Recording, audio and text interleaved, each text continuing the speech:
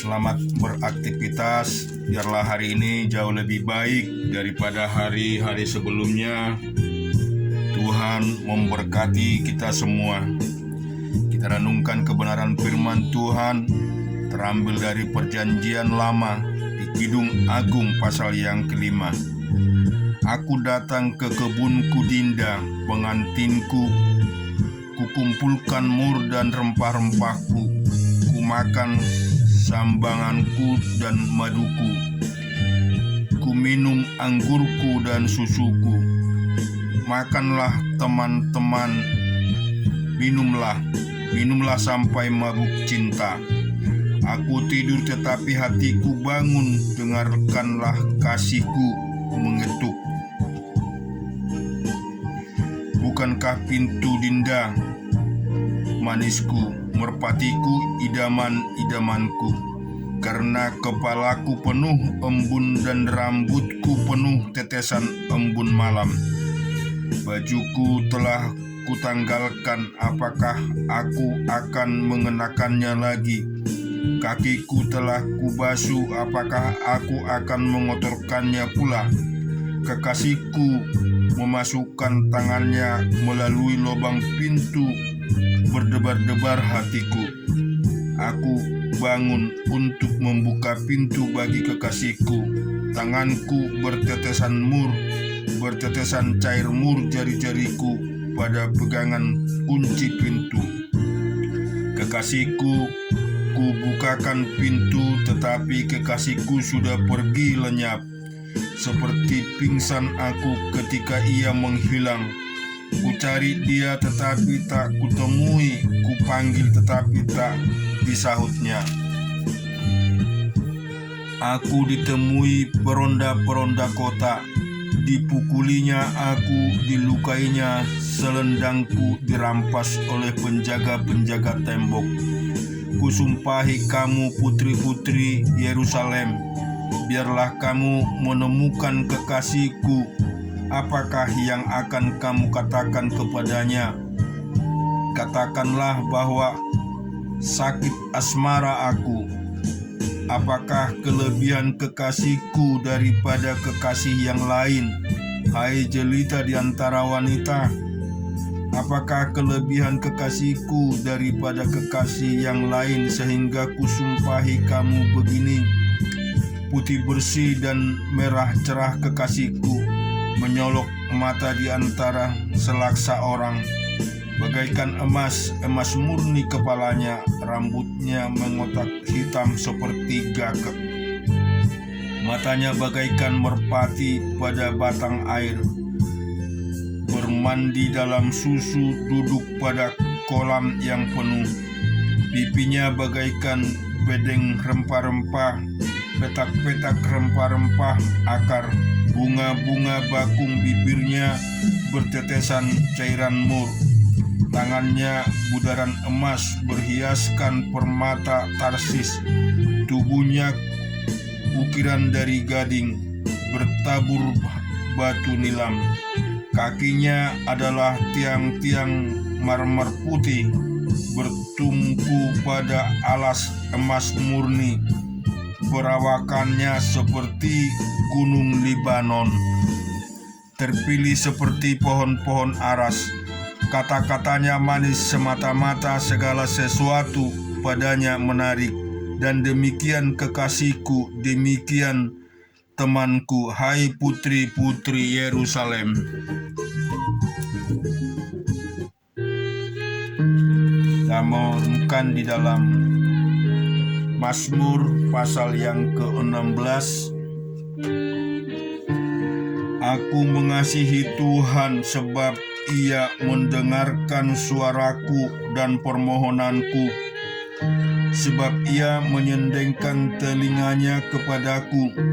Maka seumur hidupku aku akan berseru kepadanya. Tali-tali maut telah meliliti aku, dan kegetaran terhadap dunia orang mati menimpa aku. Aku mengalami kesesakan dan kedukaan, tetapi aku menyerukan nama Tuhan. Ya Tuhan, luputkanlah kiranya aku. Tuhan adalah pengasih dan adil, Allah kita penyayang. Tuhan memelihara orang-orang sederhana. Aku sudah lemah tetapi diselamatkannya aku. Kembalilah tenang hai jiwaku, sebab Tuhan telah berbuat baik kepadamu. Ya, Engkau telah meluputkan aku daripada maut, dan mataku daripada air mata, dan kakiku daripada tersandung. Aku boleh berjalan di hadapan Tuhan.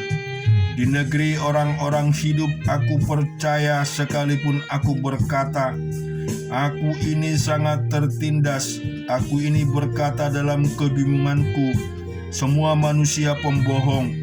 Bagaimana aku akan kubalas kepada Tuhan sebagai kebajikannya kepadaku? Aku akan mengangkat piala keselamatan dan akan menyerukan nama Tuhan. Akan membayar nasarku kepada Tuhan di depan seluruh umatnya. Berharga di mata Tuhan kematian semua orang yang dikasihinya. Ya Tuhan, aku hambamu, anak dari hambamu perempuan. Engkau telah membuka ikatan-ikatanku. Aku akan mempersembahkan korban syukur kepadamu dan akan menyerukan nama Tuhan. Akan membayar nasarku kepada Tuhan di depan seluruh umatnya. Di pelataran rumah Tuhan, di tengah-tengahmu Yerusalem. Haleluya. Pujilah Tuhan, hai segala bangsa. Megahkanlah Dia, hai segala suku bangsa. Sebab kasih-Nya hebat atas kita, dan kesetiaan Tuhan untuk selama-lamanya. Haleluya. Kita membaca di Hakim pasal yang ke-3.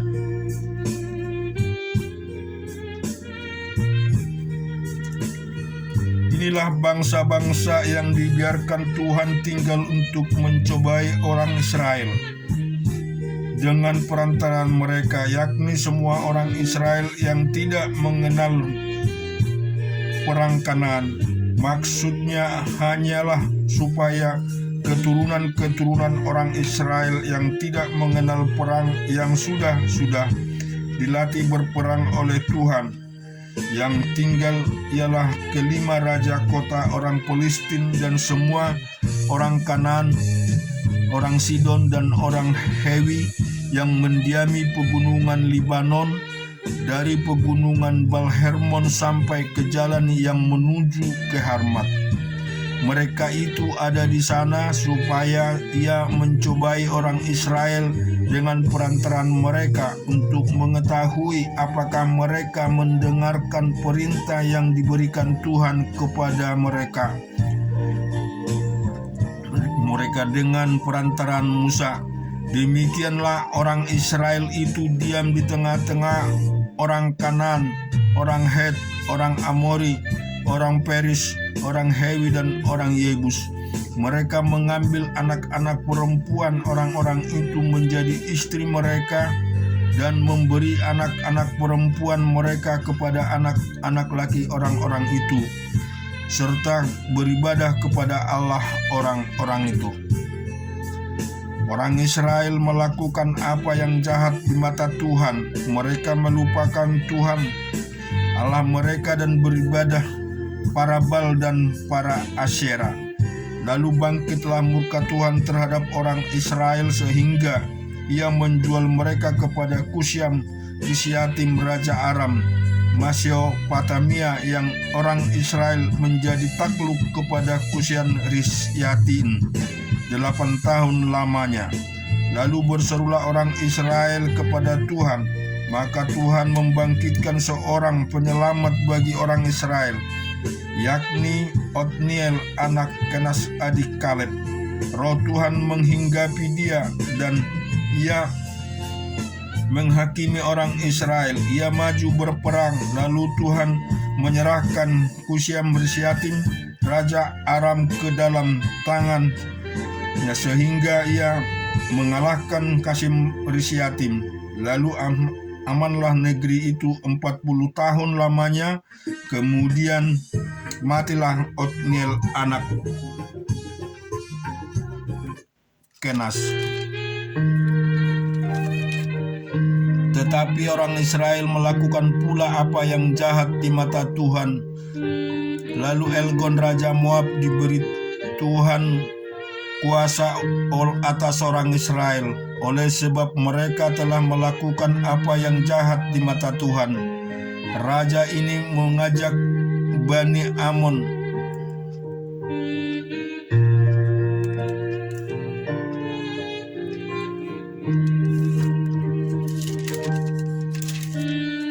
dan kemudian kita melihat di dalam pasal yang keempat Hakim-Hakim, setelah Ehud mati, orang Israel melakukan pula apa yang jahat di mata Tuhan. Lalu Tuhan menyerahkan mereka ke dalam tangan Yabim raja Kanaan yang memerintah di Nazor. Panglima tentara ialah Sisera yang diam di Horeset Hayogim. Lalu orang Israel berseru kepada Tuhan sebab Sisera mempunyai 900 kereta besi dan 20 tahun lamanya ia menindas orang Israel dengan keras. Pada waktu itu Deborah, seorang Nabiah, istri Lapidot, memerintah sebagai hakim atas orang Israel. Ia bisa duduk di bawah pohon korma Deborah antara Rama dan Betel, pegunungan Efraim, dan orang Israel menghadap dia untuk berhakim kepadanya. Ia menyuruh memanggil Barak bin Abinoam dari Kades di daerah Natali, lalu berkata kepadanya, "Bukankah Tuhan Allah Israel memerintah demikian? Majulah, bergeraklah menuju Gunung Tabor dengan membawa 10.000 orang Bani Naftali dan Bani Zebulon beserta sama dengan engkau. Dan aku akan menggerakkan Sisera, panglima tentara Yabim dengan kereta-keretanya dan pasukan-pasukannya menuju engkau ke sungai Kasion, dan aku akan menyerahkan dia ke dalam tanganmu." Jawab Barak kepada Deborah, "Jika engkau turut maju, aku pun maju, tetapi jika engkau tidak turut maju, aku pun tidak maju." Kata Deborah, "Baik, aku turut, hanya engkau tidak akan mendapat kehormatan dalam perjalanan yang engkau lakukan ini, sebab Tuhan akan menyerahkan Sisera ke dalam tangan seorang perempuan."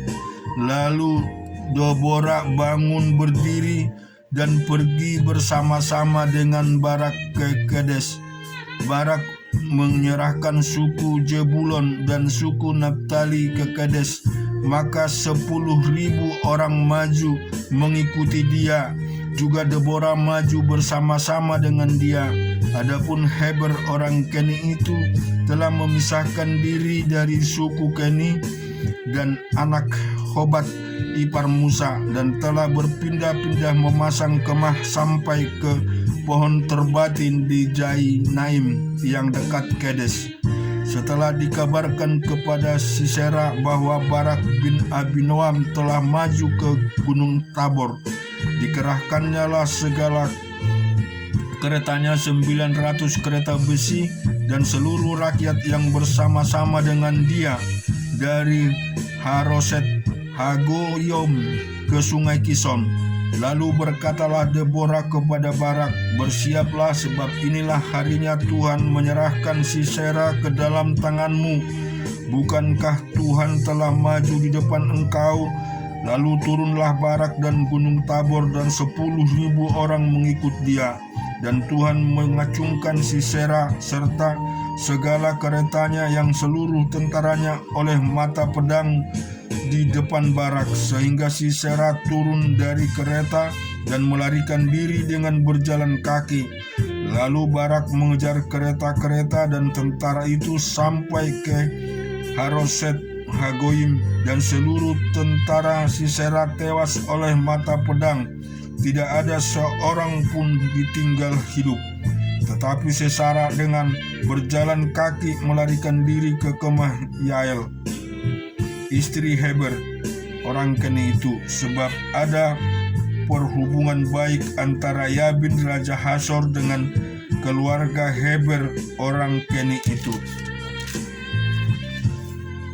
Yael itu pun keluar mendapatkan Sisera dan berkata kepadanya, "Singgahlah tuanku, silakan masuk, jangan takut." Lalu singgahlah ia ke dalam kemah perempuan itu, dan perempuan itu menutupi dia dengan selimut.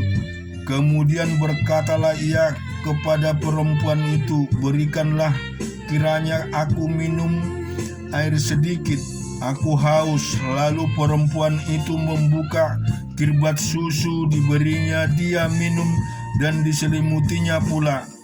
Lagi katanya kepada perempuan itu, "Berdirilah di depan pintu kemah, dan apabila ada orang datang dan bertanya kepadamu,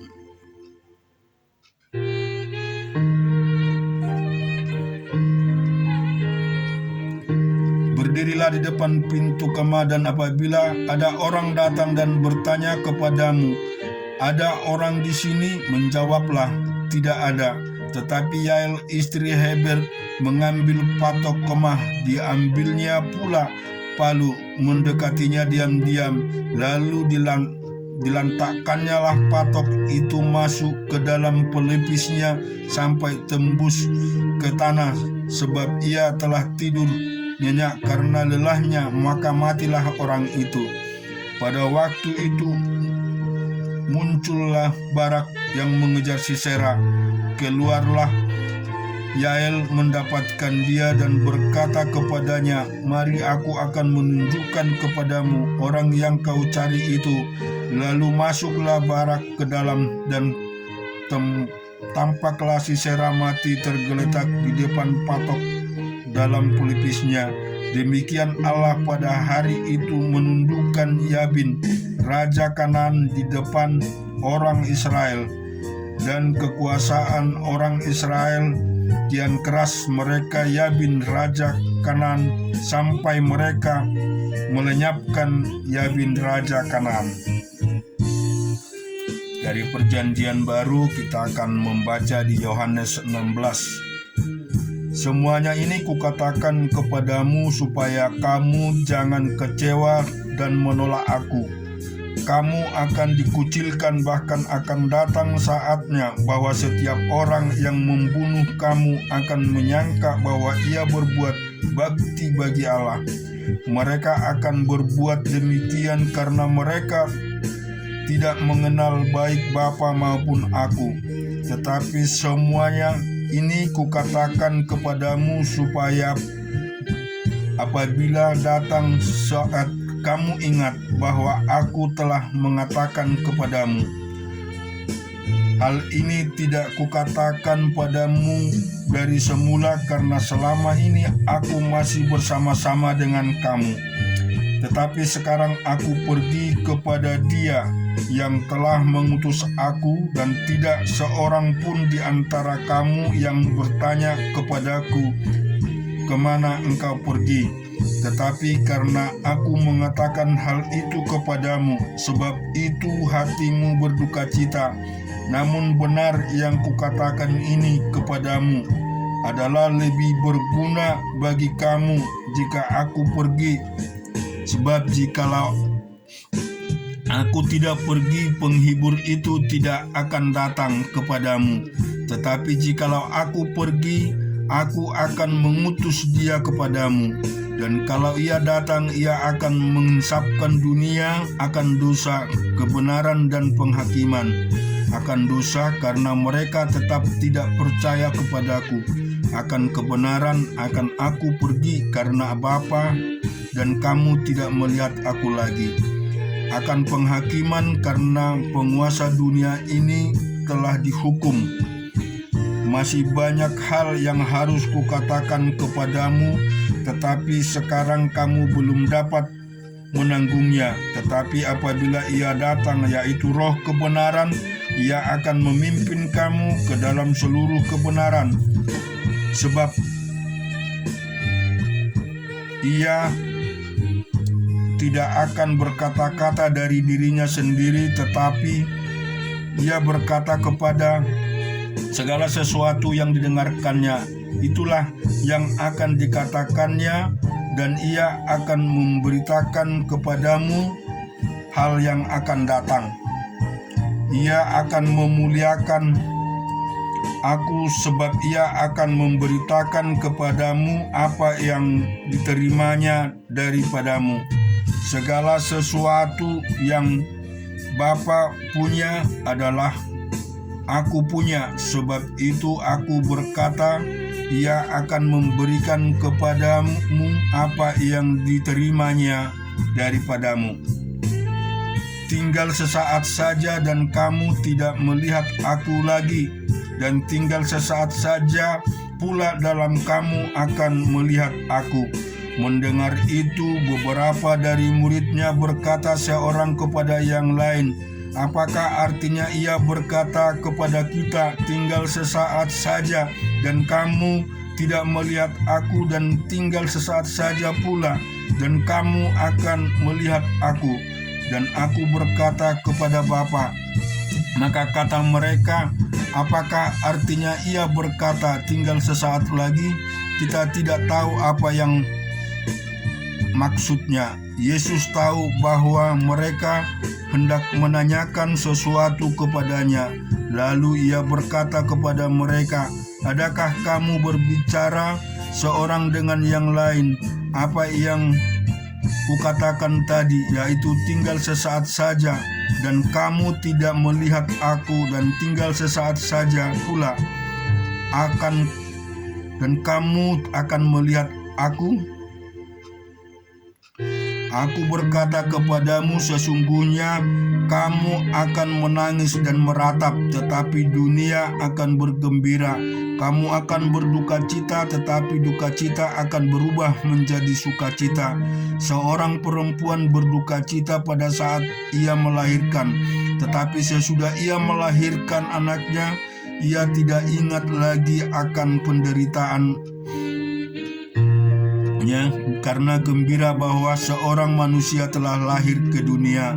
Demikian juga kamu sekarang diliputi duka cita, tetapi aku akan melihat kamu lalu lagi dari hatimu akan bergembira, dan tidak ada orang pun yang dapat merampas kegembiraanmu daripadamu.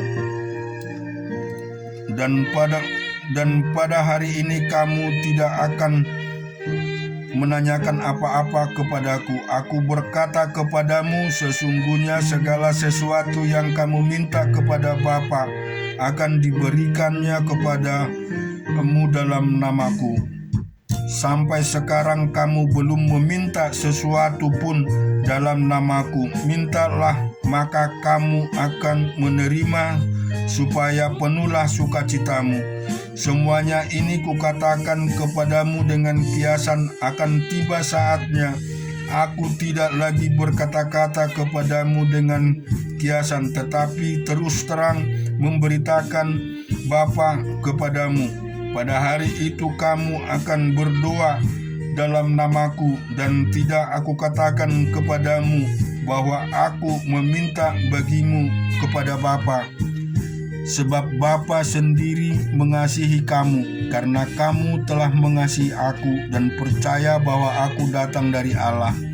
Aku datang dari Bapa dan aku datang ke dalam dunia.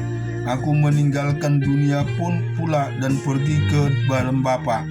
Kata murid-muridnya, lihat sekarang engkau terus terang berkata-kata dan engkau tidak memakai kiasan. Sekarang kami tahu bahwa engkau mengetahui segala sesuatu dan tidak perlu orang bertanya kepadamu. Karena itu kami percaya bahwa engkau datang dari Allah. Jawab Yesus kepada mereka, percayalah kamu sekarang. Lihat saatnya datang, bahkan sudah datang, bahwa kamu dicerai-beraikan masing-masing ke tempatnya sendiri, dan kamu meninggalkan aku seorang diri. Namun aku tidak seorang diri, sebab Bapa menyertai aku. Semuanya itu kukatakan kepadamu supaya kamu beroleh damai sejahtera dan dalam aku. Dalam dunia kamu menderita penganiayaan, tetapi kuatkanlah hatimu, aku telah mengalahkan dunia. Syukur bagi Tuhan. Biarlah renungan firman ini menjadi bagian yang dapat kita pegang dalam hidup kita. Percayalah selalu kepada Tuhan kita Yesus Kristus, karena Roh Kudus telah memberikan kepada kita roh untuk memberikan sebuah kehidupan yang jauh lebih menolong kita. Oleh sebab itu, kita percaya ketika kita selalu merenungkan kebenaran firman Tuhan ini, bahwa Tuhan Yesus hadir melalui Roh Allah di dalam hidup kita. Amin.